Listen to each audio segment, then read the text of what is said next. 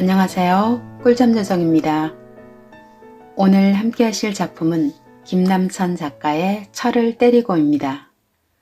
1930년대 후반에는 사회주의 운동가들의 사상 전향과 관련한 이른바 전향소설이 많이 등장했는데요. 철을 때리고 이 작품도 이러한 부류라 할 수 있겠습니다. 주인공인 남수는 사상운동 때문에 수감되었다가 전향 후 일상으로 돌아오게 됩니다. 그러던 어느 날 아내가 남수의 동무인 준호와 함께 저녁을 먹고 산보까지 한 것에 대해 남편에게 거짓말을 하게 되고 이것이 탄로나게 되면서 급기야 부부싸움을 하게 되는데요. 리얼한 부부싸움의 이야기 속으로 들어가 보도록 하겠습니다. 철을 때리고 김남천. 남수의 입에서는 인연 소리가 나왔다. 자정 가까운 밤에 부부는 싸움을 하고 있다. 그날 밤 11시가 넘어 준호와 헤어져서 이상한 흥분에 몸이 뜬 채 집에 와보니 이튿날에나 여행에서 돌아올 줄 알았던 남편이 10시 반 차로 와 있었다. 그는 트렁크를 방 가운데 놓고 양복을 입은 채 아랫목에 앉았다가 정숙이가 문을 열고 들어오는 것을 힐끗 쳐다보곤 아무 말도 안 했다.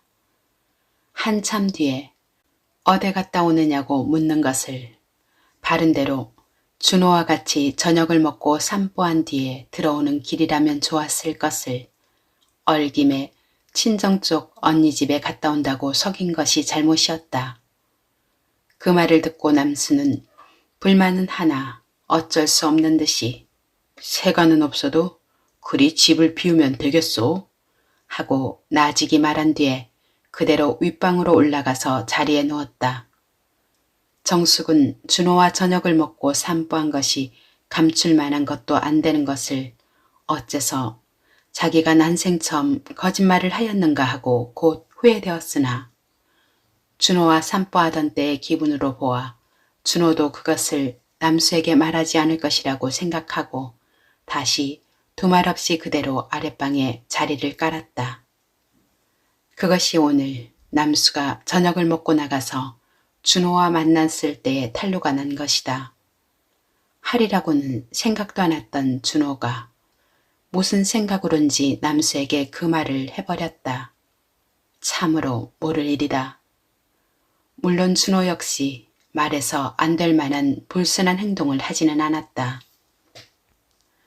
그 역시 그만한 일을 숨기는 이보다 탁 털어놓고 농담으로 돌리는 것이 마음에 시원했을 것이다. 그는 늘 남수를 우당선생이라 부른다. 우당선생 부재 중에 부인과 산보 좀 했으니 그리 아우 쯤 말하고 껄껄 웃었는지 모른다. 아니 준호의 일이니 내가 핸드백이 된 셈이죠. 어쨌거나 우당선생 주의하시오. 그만 연세가 꼭 스왈로를 걷고 싶을 시기입니다. 정도의 말은 했을 것이다. 이런 농담을 들을 때 남수는 얼굴에 노기를 그릴 수는 없었으나 마음만은 몹시 불쾌하였을 것이다. 가랫물을 먹은 듯한 찡그린 얼굴로 애써 웃어보려는 남수의 표정이 생각히인다. 원체 자기네들이 남수에게 그날 밤 일을 어떻게 말할까, 다시 말하면 속일까, 바른대로 말할까, 또 말한다면 어느 정도로 고백할 것인가를 협의에 두지 않은 것이 실수였다. 그러나 그런 협의를 해둘 만큼 그들은 남수에게 죄를 짓고 있다고는 생각지 않았다. 그런 죄를 의식하고 그런 협의를 할 필요가 있다고 생각했다면 그들은 적어도 양심의 가책 때문에 산보까지도 중지했을 것이다. 그날 밤의 산보, 그것은 정숙이 혼자만의 생각인지는 몰라도 물론 단순하게 길을 걷고 불이 아름답다느니 얼마 안에 꽃이 피겠느니 하는 것으로 시종된 것은 아니었다. 입으로 나온 말은 그 정도인지 몰라도 정숙이가 가졌던 흥분만은 이상하게 높았던 까닭이다. 어쨌든 그 말이 준호의 입에서 탄로가 나서 그 자리에서 웃고 마른 모양이나 밤에 돌아오는 대로 남수는 정숙에게 치근스럽게 트집 비슷한 말을 걸었다. 그것이 벌어져서 드디어 싸움이 되었다. 지금 정숙은 팔을 걷어붙이고 남편에게 대든다. 왜? 그랬으면 어떠우? 속였으면 어떠우? 밥 먹고 산보한 건 좋으나 속인 게 불쾌하다고?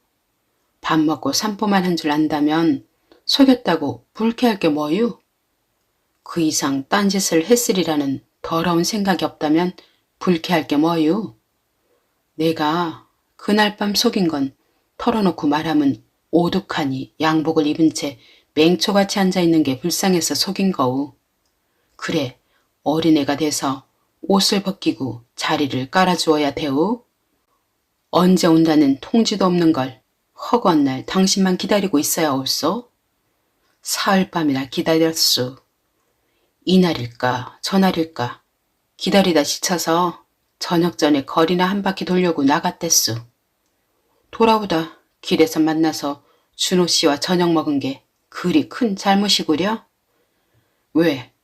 그렇게 차려놓고 있다 맞아들이는 게 조카들랑 기다리는 사람 생각도 좀 해보죠. 전보치고 온다는 걸 내가 일부러 나가고 집을 비워두었던가? 뭐이 어때요? 그게 속인 변명이 되느냐고? 안 되면 말아요. 애써 변명하는 건 아니니. 만일 내가 일이 있어서 언니 집에 갔다 온다고 안 했다면 그날 당장에 오늘 같은 싸움판이 벌어졌을걸? 그래, 그때 준호 씨야 밥 먹고 산바다 온다고만 말했으면 거참 잘했군 하고 칭찬할 뻔했수. 뭐시? 씨는 무슨 씨냐고? 당신의 친구를 대접해서 부르는 거요. 준호 씨, 준호 씨, 자꾸 씨자를 넣어 부를걸. 그 입에 발린 소리 좀 작작해요. 그날 밤으로 당신이 엉뚱한 시기를 했을게요. 질투에 불이 붙어 밤잠도 못 잘 게 불쌍해서 속인 겐 줄도 모르고. 왜? 어때? 흥, 너 같은 것에게 질투는 무슨 질투냐고?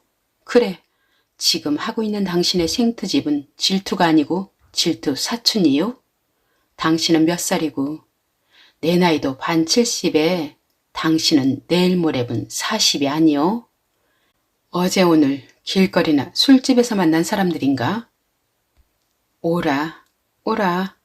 내가 아무리 주리떼를 안길 년임은 그런 어린애들과 치정관계를 맺으려고. 그만두, 그만두. 그럼 그게 그 소리지 뭔가. 그래, 오라, 오라. 멋이 어째? 남이 말도 하기 전에 발이 저린 거라고? 저지른 죄가 있어 미리부터 넘겨 짚어본다고? 그래, 내가 행실을 망쳤단 말이지. 이 쓸개 빠진 소리 좀 그만두어요. 사나이가 오죽 못났으면 제 옆에 내가 바람이 날라고. 저도 저 부족한 줄은 아는 게다. 어째서 준호 보고는 못 해봤노? 눈앞에 자기 원수를 놓고 왜 아무 말도 못하고 웃기만 했나? 그리고 지금 와서 나보고 이해하다닌가? 내 집에선 그때 돈 한 푼 보탠 줄 아냐? 영감도 할미도 내 본계집도 그때만은 아는 척도 안 하더구나. 친정에서 친구들한테서 별별 굴욕을 겪어가며 너에게 옷을 대고 밥을 대고 책을 대는 동안 내 영감은 아들이 옥에 간 건 그 몹쓸 년 탓이라고 물을 떠놓고 빌라더라. 어서 그년이 죽어야 아들이 화를 면한다고. 그래도 그런 소리도 내게 웃었다.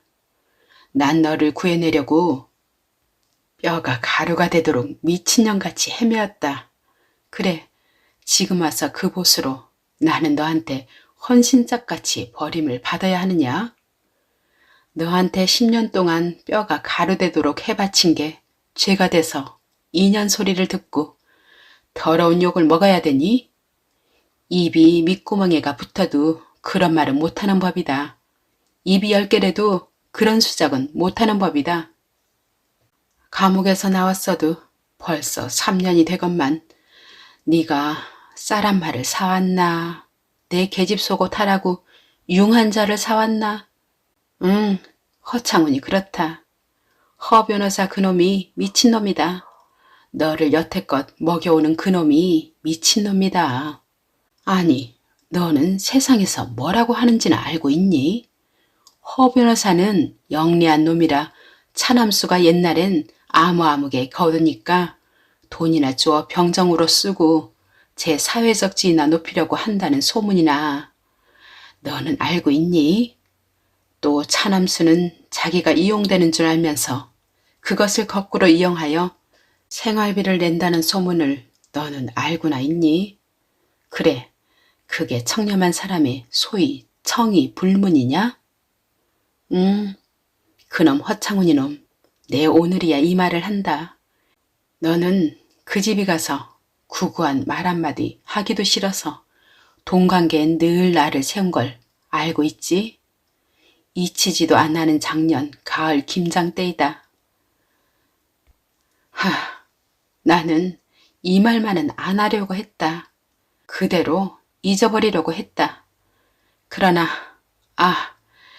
가을비가 마른 오동나무 잎을 울리던 것이 아직도 나에게 새롭다.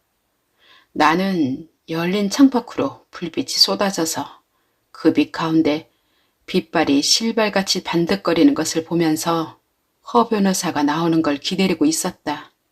너도 잘 알고 있을 허창훈이의 응접실이다. 나는 20분은 기다렸다. 그대로 와버릴까 하고도 생각해봤다. 더러운 놈들, 돈 몇 푼 가지고 사람을 골릴 작정인가 하고 분한 마음도 생겼으나 돈은 급하고 또 어제 오늘 사귄 사람도 아니고 제 편에서 와달라고 사람을 보낸 터이라 나는 분을 누르고 기다렸다. 응접실 문을 벌컥 열더니 링글링글 웃더라. 얼굴이 벌건 게 술을 처먹었더라. 쑥 들어서서 문을 닫고 다시 창문 있는 쪽으로 갈 때에 그의 몸에서 술 썩은 냄새가 코를 찌르더라. 문을 닫고 창장을 내려 덮은 뒤에 그놈이 하는 말이 비 오시는데 무슨 용무가 계십니까? 그러면서 테이블 맞은편에는 의자도 있고 저편에는 소파가 있건만 그놈은 으슬으슬 내 옆으로 다가들더라. 내가 비다기 같은 처녀라면 모르거니와 나도 천군만마의 속을 겪어오려니 그놈의 눈알이 붉어진 것과 시근거리는 숨결과 그 말하는 투로 그지더구나 하는 몸가짐으로 그놈의 속이 무엇을 탐내고 있는지야 모를 겐가? 이리같이 덤벼들면 나는 사자와 같이 대항하여 그놈을 갈리갈리 찢어버릴 만한 기운은 있었다. 그러나 나는 모른 척했다. 애써 그놈이 변한 태도를 모른 척해서 효과를 낼까 했다. 그는 다시 말하더라. 무슨 은언하실 용무가 계시느냐고. 그의 목소리가 떨리고 나의 볼때기에 술 썩은 뜨거운 입김이 훅 스쳐가면서 나는 갈고리 같은 손이 나의 저통을 부여뜯는 것을 느꼈다. 나의 손은 번개같이 그놈의 뺨을 갈겼다. 그 잘칵하는 소리. 그것은 그놈에게도 의외였고 나의 귀에도 뜻박힌 듯 했다. 나는 의자를 옮겨 귀를 막으며 문 있는 쪽으로 종종 걸음을 쳤다. 그러나 한참 동안 그놈은 벙벙하여 어쩔 줄을 모르고 그 자리에 서 있더라. 그 짧은 순간 변호사 허창훈이도 그가 한 행동에 대하여 반성했을 깨고 현관으로 뛰어나오며 나도 내가 당하고 또 행동한 것에 대하여 생각했었다. 나는 슬펐다. 눈물이 연거푸 볼펜으로 쏟아져 흘렀다. 나는 때렸건만 맞은 때보다도 분하였다. 나는 신을 어떻게 신었는지 모른다. 나는 비를 맞으며 오동나무와 노가지나무와 전나무 사이를 지나 대문 있는 쪽으로 걸어갔다. 정숙씨 하고 부르는 소리가 등 뒤에서 나더라. 물론 허창훈이가 뒤쫓아오는 것이다. 그는 나뭇잎이고 나뭇가지고 풀숲이고 분간 없이 비 내리기 시작하는 뜰란을 뛰어오더라. 그리고 나를 붙들더니 벌써 그 앞에 엎드려 죽을 죄를 용서해달라고 빌더라. 나는 발길로 찰까 했다. 그러나 잠깐 그것을 내려다보다가 그대로 그를 비껴서 대문을 향하여 걸었다. 그는 다시 쫓아와서 봉투를 내밀더라. 내가 뿌리침에 그는 나에게 꽃듯이 내던지고 총총히 뛰어가 버리더라. 나는 울면서 한참 그 자리에 서 있었다. 비는 더 세게 내렸다. 그래, 그 봉투를 어떻게 했는지는 내가 잘 알게다. 배추를 사고 물을 사고 고추를 사고 소금을 샀다.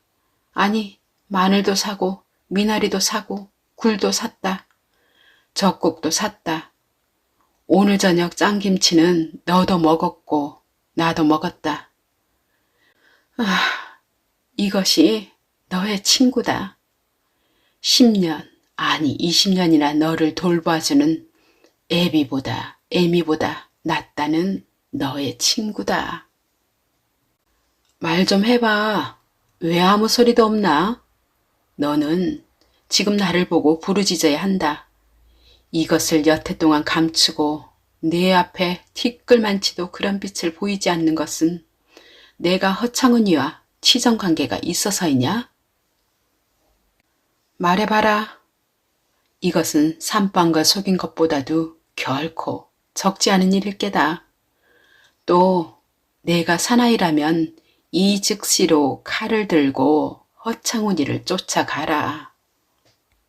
그에게 돈을 던지고 그의 가슴에 칼을 꽂아라. 그놈이 돈을 낸다고 출판사를 하겠다고? 출판사를 하여 문화사업을 한다고? 너는 양심 있는 놈이면 잡지책이나 내고 신문소설이나 시나브랭이를 출판하면서 그것이 다른 장사보다 양심적이라는 말은 안 나올 게다. 직업이 필요했지. 그따위 장사를 하려면 왜 여태껏 눈이 말똥말똥해 앉았었나? 작년에 하지. 아니, 재작년에 하지. 문화사업? 이름은 좋다.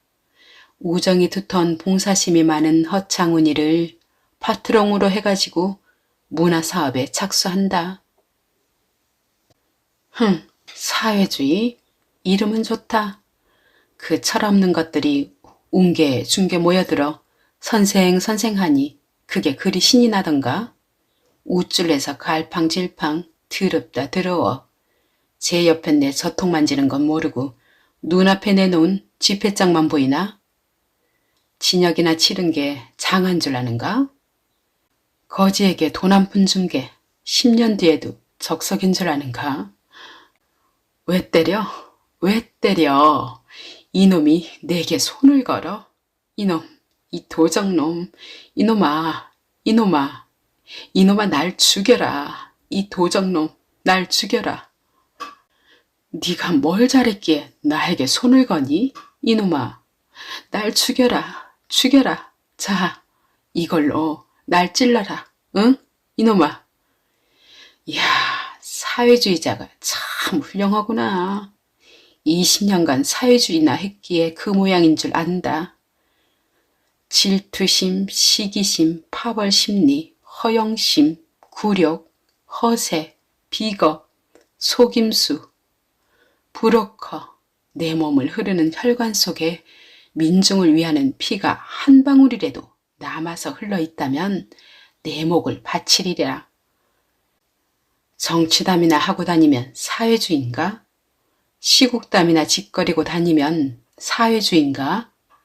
100년이 하루같이 밥 한 술 못 벌고 10여 년 동안 몸을 바친 제 여편네나 때려야 사상가인가? 세월이 좋아서 부는 바람에 우쭐대며 헌수작이나 짓거리다가 감옥에 다녀온 게 하늘 같아서 100년 가도 그걸로 행색거리를 삼어야 사회주의자든가? 그런 사회주의인 나도 했다. 난 남의 은혜를 주먹으로 갚지만 못했다. 애 낳는 것까지도 두려워 수술을 해가면서 오늘 이 꼴 당하게 될 생각만 못 가졌다. 미련한 인연은 10년이 하루 모양으로 남편을 하루같이 알고 비방과 핍박 속에서 더울세라 추울세라 남편만을 섬겼건만 그게 뒷날 첩으로 되어 쫓겨나게 될 줄만 몰랐다. 두를 걸 못 두르고 먹을 걸 못 먹으면서도 남편에게 의식 걱정시켜서는 안 된다는 미련한 마음만 먹을 줄 알았다. 남편에게 불만이 있고 가정 안에 울라가 있어도 그걸 누르고 참을 줄만 알았지. 어디 대고 한번 떳떳하게 분풀이 할 줄 몰랐다. 그게 죄가 돼서 오늘 너에게 매를 맞고 주먹 다짐을 당해야 하는구나. 왜 나가니? 왜 윗방으로 도망하니? 할 말도 많을 게고 갈길 힘도 많을 게구나. 좀 더 때리고 가지, 응? Come back, be with me. I just wanna behold you. Time to say goodbye. 힘없이 그는 쓰러진다. 아직도 기박해서 처의 울음소리가 들리건만 그의 머리는 연기로 가득 찼다. 연기는 무거운 쇳덩이로 변하고 다시 물죽인 해면같이 엉켜들다간 구름같이 피어서 와사 모양으로 꽉 찬다. 아래로 몰렸던 피가 얼굴로 올라온다. 얼굴빛이 점점 붉어지고 머리칼 속에서 비듬이 따끔따끔 간지럽다. 관자놀이를 망치가 두드린다. 푸, 한숨도 제대로 안 나온다. 남수는 담배도 안 피우며 그대로 장판 위에 번듯이 자빠졌다. 십척천등이 물끄러미 그를 내려다보고 있다. 눈을 감아도 천장의 얼굴이 나타난다. 안경 끼고 콧수염 난 점잖은 신사의 얼굴. 남수는 우선 생각한다. 허창훈군. 내가 내 아내를 어떻게 했나. 내 아내 저통을 도적하고 그 다음 너는 내 아내를 어떻게 할 작정이었나. 그 전 순간도 아니요. 그 다음 순간도 아니요. 바로 그 순간만 너는 내 아내를 약탈할 생각이었나. 네가 내 아내의 저통을 약탈하고 내 아내의 볼때기에 술 썩은 더운 김을 끼얹고 떨리는 목소리로 무슨 의논할 말이 있느냐고 물으면서 너는 내 아내와 진심으로 무엇을 의논하고 싶었는가. 정숙이는 내 아내다. 내 애인이다. 내 동지다. 창훈이, 누구보다도 내가 그건 잘 알게다. 너는 내 애인과 무엇을 의논하고 싶었는가? 나는 정숙이가 고백하는 이상의 일이 그날이나 또는 내가 이 세상에 없고 내 아내가 혼자 있던 날이나 아니 그 뒤에도 어느 때에도 너와 정숙이 사이에 있었다고는 믿지 않는다. 나는 안 믿으련다. 그 이상의 일이 있을 것을 가령 세상 사람이 모두 알고 세상 사람이 수근거리고 비웃더라도 나는 그것만은 믿지 않으련다. 믿지 않아야 나는 구할 수 있다. 그것을 믿게 되는 날 나는 무엇이 되느냐. 이 더러운 년놈들하고 나는 칼을 들어 마치 어떤 치정극에 나오는 불쌍한 주인공 모양으로 너희들을 질투와 의분에 불타는 칼로 찔러버려야 할 것이다. 너희들은 나에게 그런 연극을 시킬 작정이냐? 창훈이, 너는 내가 여태껏 나에게 베푼 수많은 은혜의 보수로 내 칼을 받아야 할 것이냐? 옳다. 나는 너도 또한 사람이던 것을 잊었다. 계집에게서 매력을 느낄 때 그것이 자기에게 어떤 관계에 서는 계집인 줄을 잊고 성적 충동과 흥분을 느끼게 되는 동물적인, 아니 진실로 인간적인 한 개의 사람이란 것을 잊어버리고 있었다. 혹은 자기와 피를 같이 나눈 누이, 피를 같이 나눈 형이나 동생이 아내, 혹은 삼촌댁, 혹은 조카 며느리, 아니 제 애비의 젊은 척, 다시 말하면 자기의 서모다.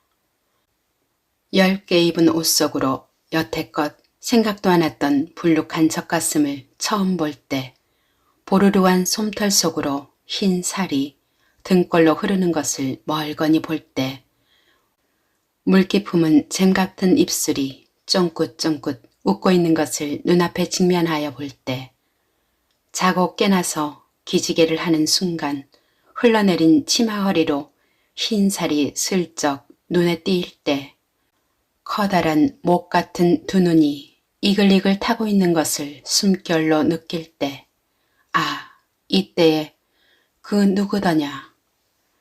누가 감히 그 순간 그것이 자기 자신을 동물로 환원해버리는 것을 느끼지 않을 소냐. 하물며 제 동지도 아니요. 이러저러한 친구의 마누라가 합체 뭐냐. 친구의 마누라쯤이 대체 뭐냐. 그런 일은 나도 있었다. 너도 있었다. 아니, 세상의 모든 사나이에게 모두 있었다. 내 아내에게서 그것을 느낀 놈이 비단 허창훈이 하나뿐이랴. 준호도 그것을 느꼈으리라. 아니, 준호에게 내 아내가 느꼈는지도 모르나 이건 마찬가지다. 아니, 그전 옛날 청년회관에 출입하던 모든 남자, 그 중에서도 정수기를 먹으려고 하던 몇 사람의 남자, 그들은 밤마다 생각하고 틈이 있을 때마다 그것을 느꼈으리라. 내가 없는 동안 남자들이 정수기에게 어떻게 굴었고 또 정수기가 사나이들에게 무엇을 느꼈으며 이것을 누르기에 얼마나 힘을 썼는지는 이 자리에 누가 감히 보증할 수가 있을 것이냐. 그러나 옥중에 있는 동안 참말로 말할 수 있다만 나는 그것을 생각해보고 안타까워하며 몸이 달아한 적은 한 번도 없었다. 그런데 이것이 웬일이냐? 나는 오히려 세상에 나와서 아내를 내 옆에 놓고 가끔 그것을 느끼니 이것이 대체 어찌된 일이냐. 오히려 내가 없을 때 일까지를 상상하고 나는 때때로 몸이 달아한다. 아내는 그전과 조금도 다름이 없이 굴건만, 아니 그전보다도 더 얌전하게 집에만 들어있건만 나는 그전과는 판이하게 그것을 느낀다. 나는 의처병에 걸렸을까? 물론 이런 것은 나도 안다. 아내가 나에게 불만을 가지고 있다는 것이건 벌써부터 내가 잘 알고 있다. 그것은 오늘 밤 방금 정수기가 한 말로 증명할 수 있지 않느냐. 사실 나는 그에게 불만이 있다는 것을 느낀 적은 퍽 오래전부터이다. 그러나 나에 대한 그의 불만이 이렇게 그의 전 몸뚱이에 혈관같이 퍼져 있는 줄은 몰랐었다. 그가 말하는 모든 불만, 그가 내게 대들며 삿대질을 하듯이 들씌우는 모든 불평이란 것들이 하나도 거짓은 없고 그것 전부가 사실이라 할지라도, 그리고 나 역시 그것을 희미하게나마 생각하고 있었다 할지라도 나는 그것이 정수기의 몸에 그렇게 뿌리 깊게 적어도 그러한 형태로 퍼져 있는 줄은 상상하지 못하고 있었다. 어디서 옛날의 정숙의 면모를 찾을 수 있느냐. 그의 생각, 그의 관찰, 그의 비판, 모든 관점이 다른 염집 부인네보다 못하면 못하지 조금도 나을 것이 없다. 나는 울고 싶었다. 나는 때리고 싶었다. 그래서 나는 생전 처음 그를 갈겼다. 내 주먹은 몇 번 주저하고 또 몇 번은 스스로 억제할 수도 있으나 드디어 나는 그를 갈겼다. 나는 아무 말도 못하면서 그를 갈겼다. 아, 그것은 내 자신을 때리는 것이었다. 창훈아, 너는 지금 말하여라. 너는 지금도 내 아내를 낳고자 나를 시켜 출판사를 만드느냐? 너는 내가 없을 때마다 정수기를 찾아와서 돈을 가지고 내 아내를 압박하려 하느냐? 또 저통을 부르뜯고 그의 얼굴에 더운 김을 내뿜을 터이냐? 그리고 뻔히 못하러 온 줄을 알면서 닝글닝글 웃으며 무슨 용무가 계십니까 하고 내 아내의 옆으로 다가들 터이냐? 이것을 알면서도 나는 너와 함께 주식회사를 조직하여야 하느냐? 오냐, 그런 것을 알면서도 나는 할 것이다. 네가 나에게 정책적으로 논다면 나는 너한테 지지 않을 게다. 어떻게 했든 나는 눈을 감고 이번에 5만 원은 출제시키고 말겠다. 네가 눈 가리고 아웅하면 나도 한다. 네가 내 아내에게 그런 행동을 한 이튿날 나는 너와 만났다. 그때 너는 천연스럽더구나. 너는 고민도 안 하였니? 네가 정숙에게서 느낀 것은 애정이 아니고 성욕이냐? 성욕도 애정도 마찬가지인 줄은 안다. 그러나 그 어느 것이냐? 아, 이런 건 다 쓸데없는 질문이다. 최정숙이는 나의 아내다. 그러기에 나는 그를 때렸다. 그도 울면서 나에게 대들었다. 지금 그는 아무 말도 안 하고 윗방에 엎드러져 있다. 그는 제가 방금 무슨 말을 하였는지를 비로소 생각할 수 있을 게다. 그는 자기가 한 말에 스스로 놀랄 것이다. 내가 때린 주먹자리를 지금 만져볼는지 모른다. 멍울이 졌겠지. 그러나 그도 자기 볼때기를 때리고 머리를 문지른 것이 자기 자신인 것을 깨달을 것이다. 그 증거로 그는 지금 윗방에서 자지도 않으나 울지도 않고 그대로 조용하다. 부슥부슥 부은 눈은 지금 말뚱말뚱 무엇을 뚫어지게 바라보고 있을 것이다. 김준호, 나는 너에게도 말할 것이 있다. 너는 좋은 청년이다. 처음 나는 너를 내 처에게 총명한 청년이라고 말했더니 처는 나를 비웃으며 김준호는 경박한 청년이라고 완강히 나에게 반대했다. 글쎄 그만둬요. 무슨 김준호인지 뭔지 당신은 어째 그리 감격하길 잘하오. 사람이란 첫인상만 보고 어찌 그리 내막을 알 수 있수? 하고 나를 톡 쏘아붙였다. 그러나 너도 알다시피 지금은 너를 싫어하지 않는다.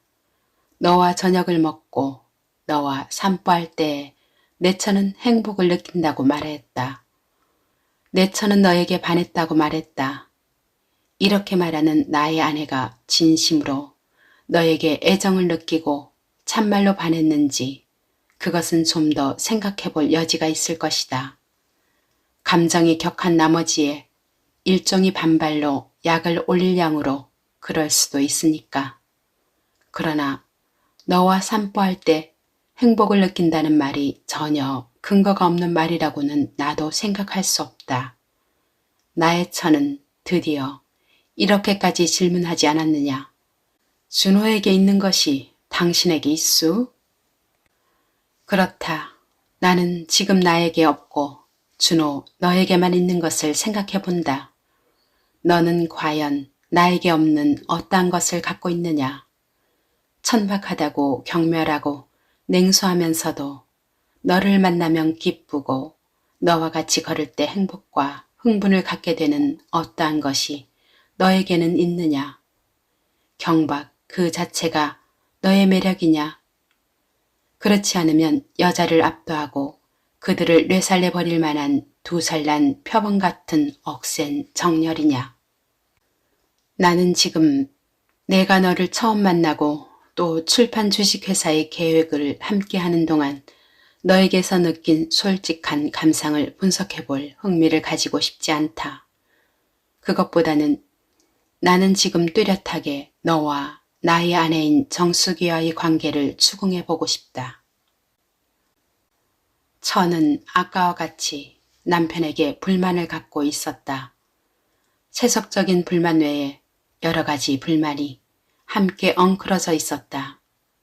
그것을 그는 명확하게는 인식하지 못하였고 또 그렇게 되는 것을 두려워하고 있었다. 그러나 그의 몸에는 이 불만이 흠뻑 젖어서 구석구석까지 침윤되어 있었던 것을 지금 깨달을 수 있다. 너는 그런 때에 우리들 앞에 나타났다. 찬란하나 포착할 수 없고 경쾌하나 겁잡을 수 없고 편협한 듯 하면서도 자기 행동에는 지극히 관대하고 무겁지 않으나 어디로 흐르는지 알 수 없는 굴신자제한 성격, 이것이 정숙이의 눈에 강렬한 자극을 준 것이 사실이다. 그러므로 당장에 그는 반발하였다. 그까짓 경솔하고 천박한 자식. 신문기자란 불황자가 아닌가. 이렇게 그는 입으로 공언하고 자기 내심에도 타일렀다. 그러므로 그는 너의 말에 내가 찬성하여 허창훈이와 기타 호남 지방에 있는 돈 있는 이들을 움직이어 출판사와 인쇄소의 주식회사를 만들려는 것을 속으론 비웃었을 것이다. 그런 놈하고 무슨 사업이냐.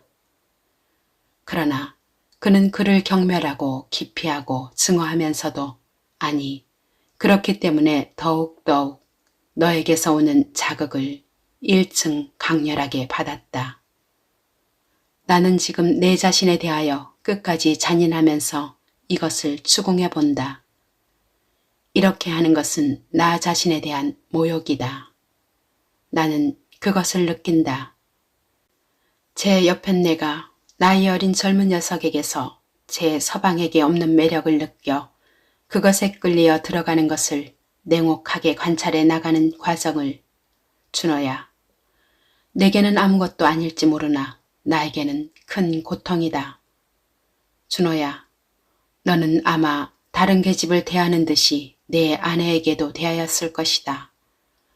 사실 네가 내 아내의 어느 곳의 매력을 느꼈을는지는 도저히 상상할 수 없기 때문이다. 그러나 나는 네가 여자에게 대하여 취하는 태도를 알고 있다. 그것은 의식하건 안 하건 여자에 대한 너의 비결이다. 너는 그것을 아무 여자에게도 사용한다. 여급 기생처녀, 남의 부인, 더구나 권태기에 빠져있는 중년 부인에게는 상당히 강렬한 자극이 된다. 언뜻 보면 여자에게 흥미를 갖고 호의를 느끼는 듯이 보이면서 또 그렇지 않게 보이는 것. 다른 사람들은 낯을 붉히고 부자연한 태도를 갖고야 말할 수 있는 것을 대번에 싱글싱글 웃어가며 참말같이 또는 녹말도 같이 말해버리는 것. 이런 것이 여자에게 흥미를 던져준다. 어떤 때는 사랑하는 남자같이 행동하나 또 어떤 때는 전혀 딴 사람같이 대해준다. 누가 자기의 애정을 고백하면 너는 여지없이 그를 환멸히 심연으로 떨어뜨린다. 그러나 그가 완전히 단념해버리도록 거절도 안 하고 어디에곤 야릿하게 한 줄기의 실오라기를 붙여둔다. 너는 거침없이 표범과 같이 날쌔게 그들의 눈앞에서 정력을 휘두른다. 네가 그 이상 숨어서 이러한 여성들에게 어떤 행동을 취하는지는 나는 알 수 없다.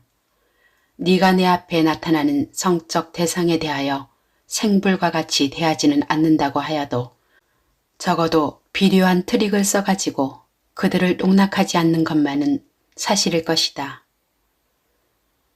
나와의 10여 년 동안의 생활에서 자극을 잃고 권태에 빠져있는 나의 아내 최정숙이가 나에게서 찾을 수 없던 포착할 수 없는 매력을 너에게서 느끼기 시작한 것은 결코 이상한 일은 아니다. 나는 퍽 전에 이것을 느꼈다. 무엇보다도 정숙이의 지나치게 심한 너에 대한 과소평가에서 나는 언뜻 그것을 느꼈다. 하루는 정숙이가 저녁에 종로를 다녀오더니 이렇게 나보고 말하더라. 백화점에서 나오다가 바로 문 옆에서 준호 씨를 만났는데 웬 양장한 여자와 웃고 짓거리더니 내가 물끄러미 서서 보는 것을 눈치채곤 그대로 인사하고 갈라지지 않겠소? 그래, 여자와 갈라지더니 시침을 떼고 내게로 오길래 풍경이 아름답구려 했더니 흥흥하고 호웃음을 치며 둘이 한번 그런 풍경을 만들어 볼까요? 하겠지. 그래 내가 어린 것이 그건 무슨 버릇없는 소리냐고 했더니 그럼 죄지었으니 차라도 어디서 먹읍시다. 그러곤 어딘지 낮에는 차 팔고 밤에는 술 판다는 무슨 바인가? 앞서서 갑디다. 가면서 하는 말이 이제 그게 영화배우인데 저통 크기로 유명하다면서 싱긋싱긋 나를 보는구려. 그 하는 수작이 너무 천하고 품위가 없어서 욕이라도 해줄까 했으나 원체 버들가지 모양으로 바람이 몰아치면 부러질 사람이요.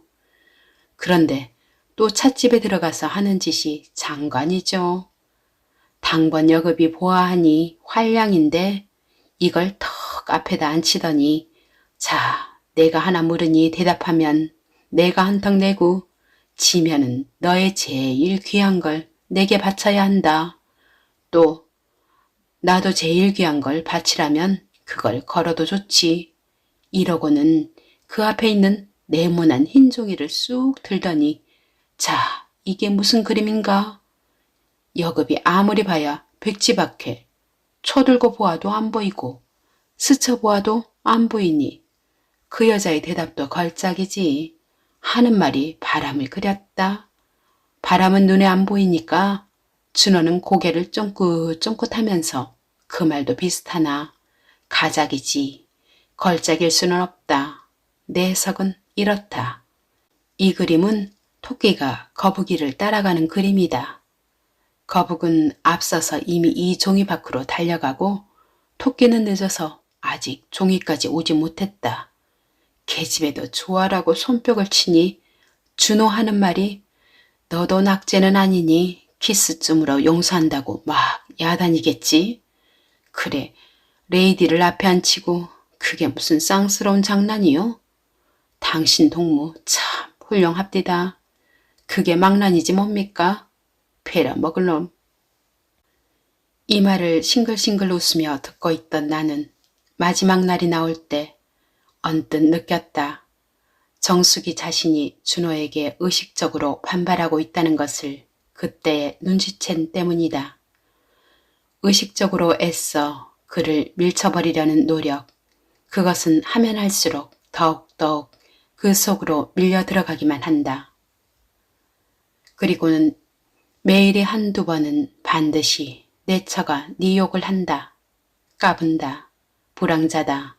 행실머리 없다. 이럴 때마다 나는 속으로 지금 제가 저 자신과 싸우고 있구나 하고 생각했다. 오늘 밤 싸움만 해도 물론 이렇게 될 일이 아니었다. 정숙이가 속인 것에서 시기심을 느꼈다든가 너희들이 산보할 때 무엇을 했을까 하는 것을 쓸데없이 상상하고 질투를 느끼고 트집을 건 것은 아니다. 내가 녹말 비슷하게 이야기를 했더니 갑자기 낯이 해쓱해지며 쓸데없이 바빠한다. 나는 그때만은 가슴이 찌르르 했다. 이것은 분석해보면 질투인지 모른다. 몇 마디 오고 가는 동안 쓸데없는 싸움인 줄 알면서도 걷잡을 수 없게 되었다. 자, 준호군.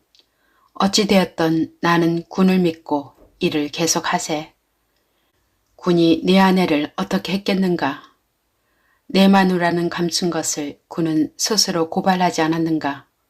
또 그 이상의 일이 있다 해도 나는 그것에 대해선 생각지 않으려네. 세상 사람이 웃음거리가 되어도. 어쨌든 최종숙은 내 아내다. 오늘 밤 한 말은 아내로서 한 말은 아니었으나 그가 불만을 과장해서 지적하고 나에게 대든 것은 나에게는 좋은 약이 되겠지. 지금은 처가 저렇게 흥분하고 있으나 곧 본 정신으로 돌아갈 것이다. 여하튼 출판사는 해야만 한다. 결심한 이상 꼭 해놓고야 말 것이다. 사업이 아니라면 장사라고 불러도 좋다. 주식회사가 되기까지는 허창훈이도 필요하고 김준호도 절대로 필요하다. 허창훈, 너는 돈을 가졌고 김준호, 나는 너의 기술이 필요하다. 자본가를 끌기 위하여는 김준호, 내가 꼭 있어야 한다. 아, 나는 마누라와 밤을 새워 치정 싸움을 일삼게 되었구나. 그러나 창훈아, 준호야, 아니 누구보다 정수가, 나는 너희들과 함께 출판사를 하련다. 아니, 장사를 하련다. 7시가 되어 햇발이 영창에 퍼졌을 때 아랫방에서 자던 정숙이는 일어나서 거울을 보았다. 눈알이 충혈이 되어 핏줄이 둥글고 퍼런 눈알이 실꾸리같이 엉켰다. 두어 번 눈을 서먹서먹 해보고 얼굴을 바싹 유리에다 들이대니 갑자기 안개가 캄캄해지고 머리가 아찔하다. 그는 손으로 머리를 짚고 탁 엎드렸다. 코가 근질근질하여 손가락을 콧구멍 속에 넣어보니 피다. 종이를 비비어 꽂고 그는 부엌으로 내려갔다. 새벽녘에 피로에 지쳐서 간신히 들었던 잠을 윗방에 누웠던 남수도 문소리 때문에 깨버렸다. 머리가 아프다. 그러나 눈이 떠지자 그는 벌떡 일어났다. 그는 어젯밤 일을 생각지 않으려 한다. 아니, 자기가 혼자서 생각하던 끝에 얻은 결론만을 회상하려고 한다. 아내가 부엌으로 가서 덜컥거리는 것을 보니 그도 그가 한 말과 남수에게서 맞은 것에 대하여는 생각지 않고 그가 울다 남은 끝에 도달한 건강한 결론만을 지금 마음에 갖고자 하는 것이 분명하다고 남수는 생각한다. 이 방이 있는 집채와 안대문 하나로 사이를 둔 회사원네 집에서는 아이들이 벌써 참새와같이 잿깔댄다. 아버지와 함께 라디오에 맞추어 체조를 하려고 모두 일어나서 자리를 개는 모양이다. 남수도 그들과 같이 체조를 할까 하였다. 그러나 명랑한 결론만을 생각하고 라디오 체조를 할 만큼 단순할 수는 없었다. 무엇보다도 그의 명랑해지려는 노력은 밥을 지으려고 부엌에 간 줄 알았던 아내가 금시에 아랫방으로 돌아와서 펄썩 앉으며 땅이 꺼져라고 깊게 짚은 긴 한숨에 부딪혀서 깨지고 말았다. 역시 아내는 어제 일을 깨끗이 잊어버릴 수는 없는 모양이다. 그는 자기의 입으로 쏟아진 말에 대하여 생각하고 있는가? 그렇지 않으면 남편에게서 맞은 것을 분하게 회상하고 있는가? 한숨, 그것은 분할 때보다도 후회할 때 흔히 나오는 물건이라고 남수는 생각해본다. 그렇다면 그는 자기가 쏟아놓은 말에 새삼스런 두려움을 일으키고 땅에 흩어진 물을 다시 주워 담을 수 없는 자의 경지를 헤매고 있는 것이나 아닐까. 남수는 측은한 마음이 생겼다. 아내의 괴로움이 남수 자신의 뼈에 사무치는 것 같아서 아내가 불쌍해졌다. 뭘, 자기는 그만 것을 이해하고 용서해 줄 만한 포용성과 관대한 마음은 갖고 있건만 이렇게 생각하고 그는 아랫방으로 내려가서 아내의 등을 뚜덕뚜덕 두드려주며 그를 위로해주고 싶은 충동을 느낀다. 그러나 샘문을 열어젖드릴 용기는 나지 않는다. 그때에 조간신문이 왔다. 마루 위에 대문 틈으로 들이치는 소리가 싸르르 하더니 턱 한다. 그는 미닫이 여는 소리를 내고 마루로 나가 신문을 집었다. 신문을 왈가닥 소리를 일부러 내며 이리 뒤치고 저리 뒤치고 한다. 아내는 지금 남편이 일어나서 어느 날과 다름없이 기지개를 하고 신문을 뒤적거리는 것을 알았을 것이다. 어젯밤 전에 없던 싸움이 벌어졌건만 남편은 아무렇게도 생각지 않는다. 이런 것을 남수는 정수기에게 보여주고 싶었다. 남수는 신문을 들이뜨리고 뜰로 내려갔다. 태양을 향하여 낑 하고 기지개를 한 뒤에 칫솔질을 하고 냉수에 세수를 하였다. 정수기도 다시 부엌으로 나온다.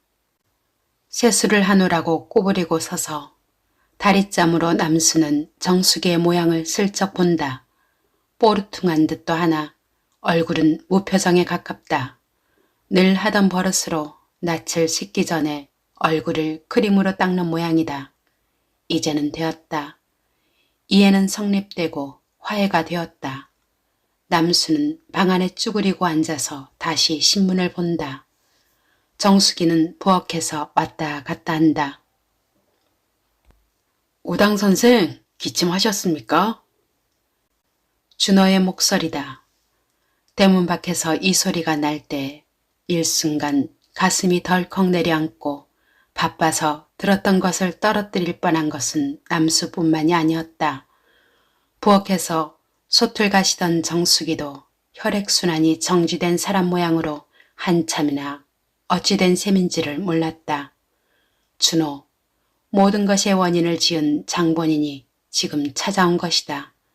목소리는 다시금 안대문 밖에서 들려온다. 우당 선생, 아직 주무시오? 뜰로 뛰어나간 것은 남수나 정숙이나 동시였다. 그러나 남수는 마루 위에서 네, 나갑니다 하고 대답만 하고 문은 정숙이가 열었다. 허리를 구부리고 대문을 들어서더니 단잠을 깨워서 미안합니다 하고 두 사람을 번갈아 본다. 지금이 몇 시인데 여적 잘라고? 남수는 손을 내민다. 그에게 악수를 청하는 것이다. 이것으로 모든 문제는 해결되는 듯이 내심에도 기뻤다. 그들은 손을 쥐고 흔들었다. 손을 놓고 나서 얼굴을 돌리고 옆에서 뻔하게 보고 섰는 정숙을 보더니 며칠 동안에 상하신 것 같습니다. 몸이 편찮습니까? 한다. 정숙은 볼씨의 얼굴을 만져보고 뭘 상하긴 그렇거니 하니까 그렇죠. 또 나는 봄을 타서 하고 간신히 웃어 보였다. 네, 봄을 타서요. 좋으십니다. 봄을 타는 건 대단히 좋은 일입니다. 준호는 싱겁게 껄껄 웃는다. 망치게 봄을 타는 게 좋긴 뭐이. 그런데 광대뼈 옆에 퍼런 건 무엇입니까? 준호가 쳐다보는 바람에 정숙이는 얼굴이 밝아지는 것을 느끼며 손으로 멍을 쥔 곳을 만져보았다. 아직도 좀 아프다. 그러나 그는 아픈 것을 참아가며 몇 번 그것을 손으로 꾹꾹 누르고 어느 거? 이거? 여기 뭐 있어? 아무렇지도 않은걸요. 아마 버스민 게죠? 하며 얼굴을 좀 돌렸다. 자, 어서 올라오시오. 이렇게 뜰 안에 있을 게 아니라.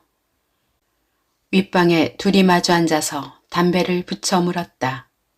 뭘 하러 이렇게 어제 저녁에도 만난 사람이 오늘 새벽에 또 찾아왔는가 하고 궁금도 했으나 어쨌건 그가 찾아준 것을 아내와의 화해를 위하여 좋은 기회가 되었다고 남수는 기뻐하였다. 한참 담배를 태우면서도 준호는 용건될 만한 말은 꺼내지 않고 잡담만 한다. 그래서 남수는 말이 좀 끊어졌을 때에 그런데 오늘은 뭐 누가 돈을 새로 내겠다는 사람이나 생겼소? 미상불 좋은 소식을 가진 것 같은데 하고 준호의 눈치를 보았다. 뭐 용건 없이 놀러는 못 올 집이요 하고 준호는 싱긋이 웃더니 천천히 담뱃불을 끄고 얼굴을 정색한다. 다른 게 아니라 이러면서 준호가 이야기한 것은 다음과 같다. 준호는 남수들에게는 비밀히 어느 신문사에 취직운동을 하고 있었는데 오늘 아침에 그것이 결정이 나게 되었다는 것이다. 그러므로 출판회사 조직에는 근무에도 조력은 아끼지 않겠으나 직접 관계는 끊어야 할 것이며 2, 3일 후부터는 출근을 하게 될 판이므로 자기가 나서서 모아놓은 것을 인계해 주겠다는 말이다. 어차피 봉급 생활을 할 바엔 신문 기자를 몇 해 좀 더 해보려고 합니다.